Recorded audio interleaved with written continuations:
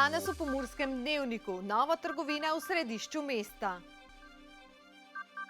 Gojenje industrijske konoplje. Svetovni dan knjige. Obrnimo zemljo k pozitivnim spremembam. Vreme jutri bo pretežno oblačno.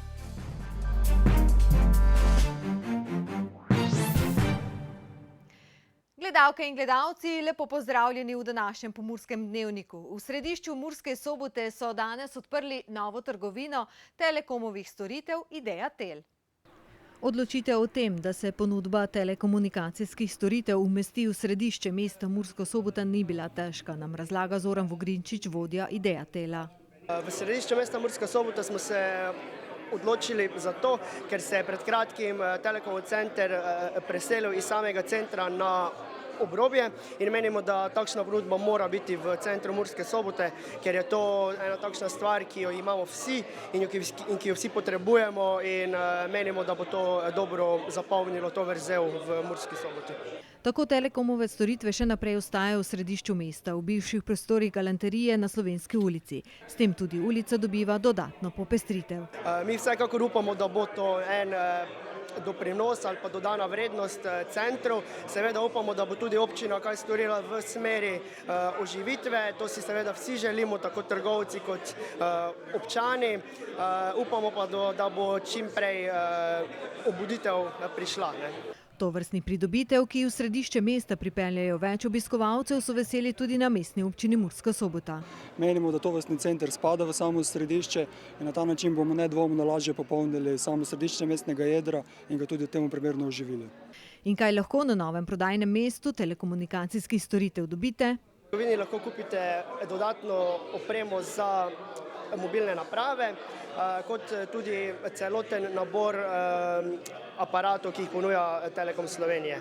Lahko sklenete naročnino, podaljšate svojo naročnino, kupite nov aparat, delamo pa tudi storitve SIOL, se pravi internet in pa televizijo in pa fiksno telefonijo. V zadnjih dneh je vsekakor največ zanimanja požel nov mobilni aparat Samsung Galaxy S6. Njegove funkcije in delovanje lahko v centru tudi preizkusite.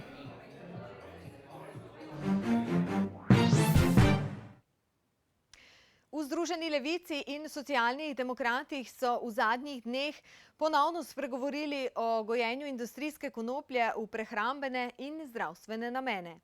Oboji si želijo, da bi imeli v Sloveniji nadzorovano legalizacijo konoplje. Da so potenciali za gojenje konoplje pri nas veliki, nam je povedal tudi dolgoletni pridelovalec industrijske konoplje. Ker so manjše površine, ljudje to tudi lahko ročno pobirali in tem dosežejo višjo kvaliteto in potem tudi posredno večji zaslužek na enoto površine. In to mislim, da je potencial največji za farmacijo. Potem pride šele seme, pa vlakna in tako naprej. Torej, kakšni izdelki pravzaprav potem nastanejo za tržišče na podlagi industrijske konoplje? Ja, zdaj olje, hrana, moka, to je že znano, to se je najbolj razširilo. Zdaj pa prihajajo naprej te izvlečki iz konoplje, kateri posega farmacija in se iščejo po Evropi in Ameriki in tu je ena lepa priložnost za izvoz. In to bi trebalo, je pa problem, da je to ni določena zakonodaja in se ne ve točno, kaj se sme in kaj ne. Sploh pri nas. In potem si ljudje ne upajo to tako samo iti. Malo je riskantno. Danes se namreč pridelovalci soočajo s številnimi težavami. Ja, težava je, ker se ne ve, koliko je dovoljen vsebnost THC-ja v izdelkih. Eni pravijo, da nič, drugi, da 0,2%. Potem sami administrativni problemi so pri prijavi konoplje, predvsem datum 10. maja je zelo rani, je potrebno dati in ljudje še ne ve točno, kje bi kaj sejali, ker potem tu je možnost poletne setve in to je taka umetna ovira nepotrebna, ker drugje tega ni po drugih državah. Recimo, ali sploh ni datuma za prijavo konoplje, lahko se kdajkoli prijavi, ali sploh ni potrebno prijaviti. Pri nas bi lahko vsaj 10. maj ostal za tiste kmete, ki uveljavijo subvencije oziroma finančne podpore, Za tisti, ki pa tega ne želijo, pa bi lahko kasneje oziroma vsaj do sredine poletja ali pa sploh brez omejitev datuma bilo. Ker lahko se seje konoplja tudi avgusta, ne, za čaj pa te stvari. Ali pa celo septembra, novembra za zimsko setev, ne, da preživi prek zime seme in spomladi začne rasti. Ne. To so take agronomske ovire. V bistvu pa bi sploh to mogli ukiniti prijavo konoplje, kajti to je kmetijska rastlina. Prijava bi naj sledila za konopljo z večjo vsebnostjo THC, recimo nad 1%, te je to smiselno, tako kot je to recimo v Švici najbolj urejeno. Ker po eni strani legalizirajo marihuano po Ameriki, pa vse, Južna Amerika, mi pa industrijsko moramo prijavljati kot drogo. Pa dejansko je na spisku mamil tudi industrijska konoplja in to ni pravično, ne. To je umetno narejeno in konopljo treba zbrisati iz spiska mamil in to narediti, kot je bilo recimo v Jugoslaviji, ko se je striktno znalo, kaj je droga, kaj ne, ne. Bila je na spisku indijska konoplja in so bili določeni parametri, kaj je indijska konoplja oziroma kaj je konoplja za drogo, ne. In za tisto je potem potrebno dovoljenje, če se kdo želi zaradi farmacije to gojiti ali kaj drugo. Kakšen bo odziv na predloge Združene levice za ureditev statusa konoplje v slovenski zakonodaji, bo znano v prihodnje. Na današnji svetovni dan knjige in avtorskih pravic po Sloveniji potekajo številni dogodki. Drugo leto zapored se v Sloveniji dan podaljša tudi v noč knjige. Gre za projekt, ki združuje in spodbuja radovednost, znanje, branje in druženje med ljudmi. Današnji dogodki naj bi po Sloveniji združili preko 100.000 ljudi od Goričkega do Pirana in v zamejstvu. Praznovanju se je s svojim prispevkom seveda pridružila tudi ekipa Pokrajinske in študijske knjižnice Murska Sobota. Danes knjižničarji in vsi bralci po celi Sloveniji obeležujemo dan knjige, ki se bo potegnil nekako daleč v noč, tudi v noč knjige. In v knjižnici Murska Sobota smo se odločili, da bomo ta dan in to noč obeležili seveda z nekaj dogodki. Tukaj imamo bukvarno pred knjižnico, v kateri v bistvu ponujamo obiskovalcem in mimoidočim knjige, ki jih knjižnica ne potrebuje več, torej knjige, ki smo jih dobili v dar oziroma ki smo jih odpisali. Potem imeli smo zjutraj ob 10. uro pravljic za vrtec.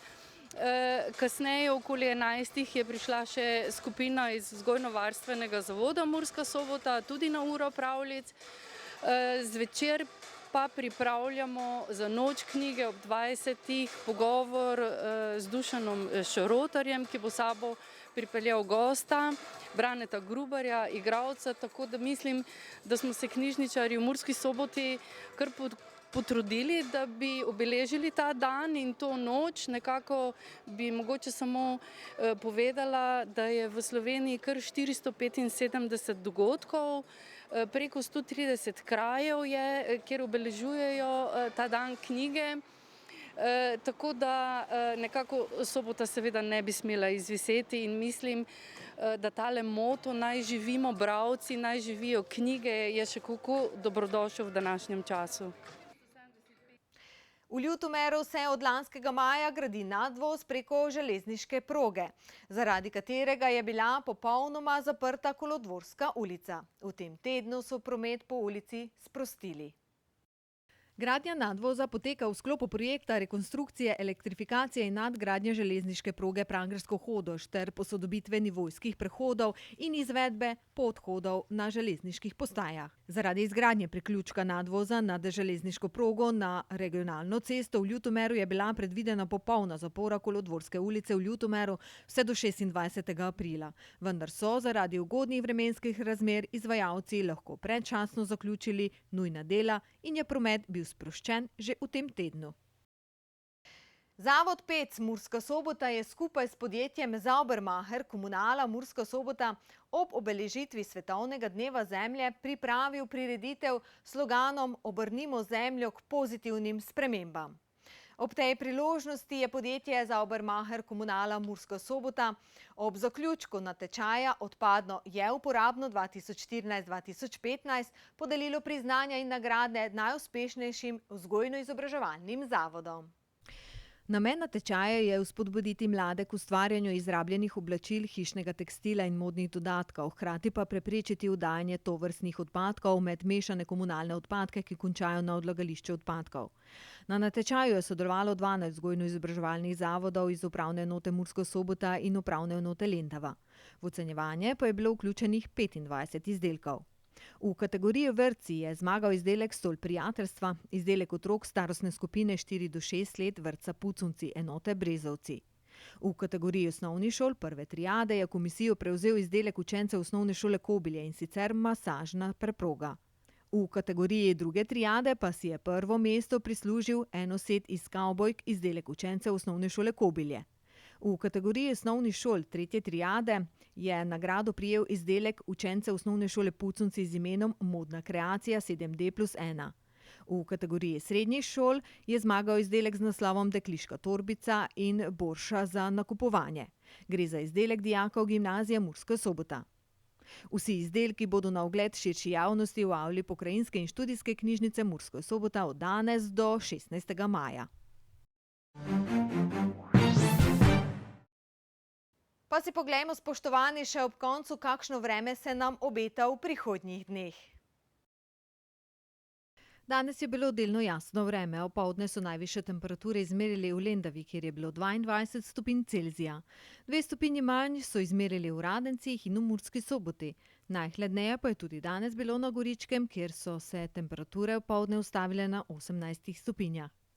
Jutri bo sprejemljivo do pretežno oblačno, pojavljale se bodo padavine, deloma plohe, na severovzhodu večinoma šele popoldne. Proti večeru se bo prehodno zjasnilo. Najnižje jutranje temperature bodo od 4 do 9, na Primorskem okoli 11, najvišje dnevne od 15 do 20 stopinj Celzija. V Murski Soboti in v Mariboru bo jutro delno jasno, jutranje temperature bodo okrog 7 stopinj Celzija. Čez dan se bo pooblačilo, možne so tudi padavine, dnevne temperature se bodo gibale okrog 20 stopinj Celzija. V soboto bo delno jasno, pihal bo jugozahodni veter, v nedeljo bo v vzhodni Sloveniji delno jasno, drugod spremenljivo do pretežno oblačno. Dnevne temperature se bodo gibale okrog 23 stopinj Celzija. Plohe bodo v naši pokrajini možne šele v ponedeljek. Toliko smo vam, spoštovani, pripravili v današnjem Pomurskem dnevniku. Bodite z nami tudi jutri ob istem času na istem programu. Srečno!